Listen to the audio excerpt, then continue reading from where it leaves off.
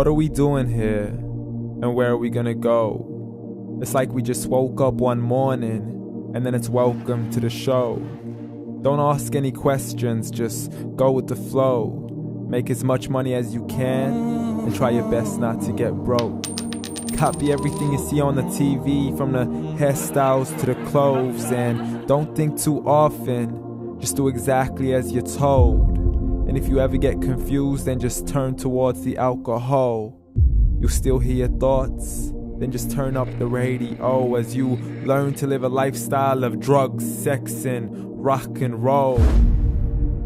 But in all honesty, I just need to know, is there more to the cycle than growing and getting old? Living and dying just to leave behind a happy home and a whole lot of property that somebody else is going to own. I just really need to know before the casket's closed, 'cause I'm not willing to gamble with my soul, nor am I ready to take any chances. These are just simple life questions and I'm just searching for some answers.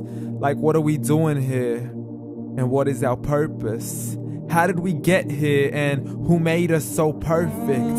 And what happens once we go, or is this world all really worth it?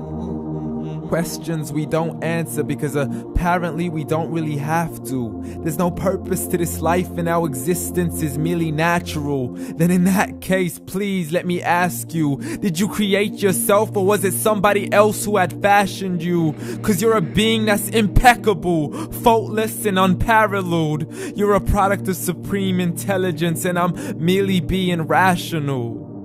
For there isn't a camera on this earth that can come close to the human eye, nor a computer that can compete alongside the human mind. And if the whole world was to come together, we wouldn't be able to create a single fly. So many signs, yet we still deny.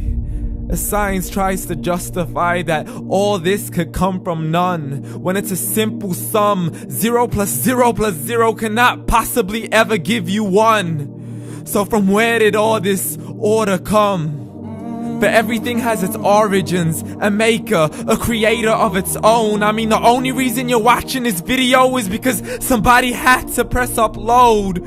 So we can believe in the Big Bang, but I'd rather believe in He who caused it to explode. Allah, the creator of everything along with every single soul. The ever-living, the master, the only one who is in control. Unlike his creation, beyond our imagination. And no, he's not a man, nor does he have any partners in association. He's on his own. And no, he did not ever leave us alone. Just like every manufacturer, he left us with an instruction manual. The Quran and Islam, and I'm sorry to jump to conclusions, but it's the only one possible. The only definition of God is the one and only supreme being. It's logical. A book with 0 contradictions, with miracles that are both scientific and historical. All revealed over 1400 years ago. Like the detailed description of the human embryo. The descriptions of the human embryo in the Quran cannot be based on scientific knowledge in the 7th century. To the mountains as pegs holding firm the earth below, and the 2 seas that don't mix in a complete separate flow. To the planets in orbit, alternating night and day as they stay in flow. The expansion of the universe and the creation of everything from H2O.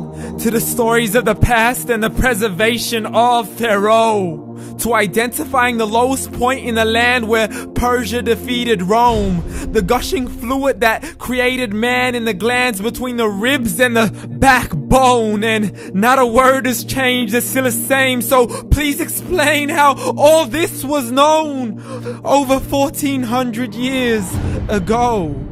To a man who couldn't read or write, as he would recite whatever the angels spoke. And if you still don't believe, please try to come up with something that's even close. But you can't, so we took God as a mockery and his messengers as a joke. Muhammad could not read or write.